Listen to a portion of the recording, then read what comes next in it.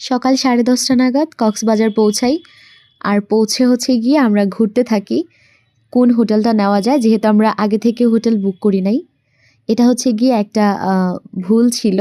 Next time গেলে হচ্ছে গিয়ে অবশ্যই আগে থেকে হোটেলটা বুক করে যাওয়াটাই বেটার আমার কাছে মনে হয়। তো ঘুরে ঘুরে হচ্ছে গিয়ে আমরা একটা হোটেলে যাই, গিয়ে রুম নেই। ৬,০০০ করে হচ্ছে গিয়ে এক রাত। আমরা ২ রাত ছিলাম।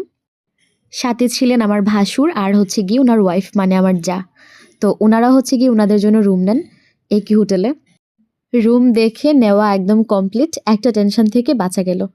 এবার হচ্ছে গিয়ে বেরিয়ে পড়লাম আমরা নাস্তা করব। বিভিন্ন রেস্টুরেন্ট, ভ্যারাইটিস নাস্তা।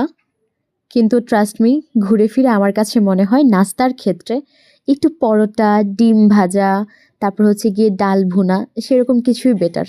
নাস্তা খেয়ে একটু রুমে এসে ফ্রেশ হয়ে দেন হচ্ছে গিয়ে আমরা চলে যাই ঘোরাঘুরি করতে, একটু দেখতে, যেহেতু আসছি ঘুরতে। যদিও অনেক বেশি টায়ার্ড ছিলাম, তারপরেও ফ্রেশ হয়ে হচ্ছে গিয়ে বের হয়ে পড়ি। আর টায়ার্ডনেসটা একদমই চলে যায় তখনই যখন এরকম শামুকের বিভিন্ন জিনিস দেখতে পাই।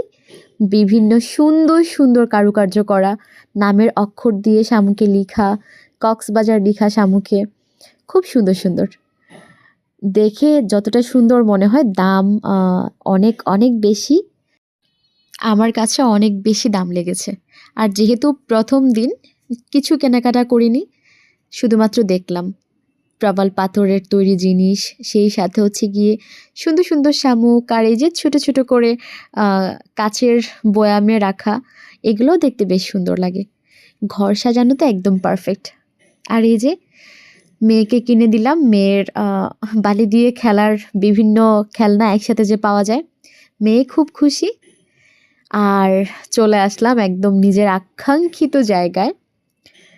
খুব ইচ্ছে ছিল আসার, সত্যি কথা বলতে মন ছুঁয়ে যাওয়ার মতো, একদম মন ছুঁয়ে যাওয়ার মতো।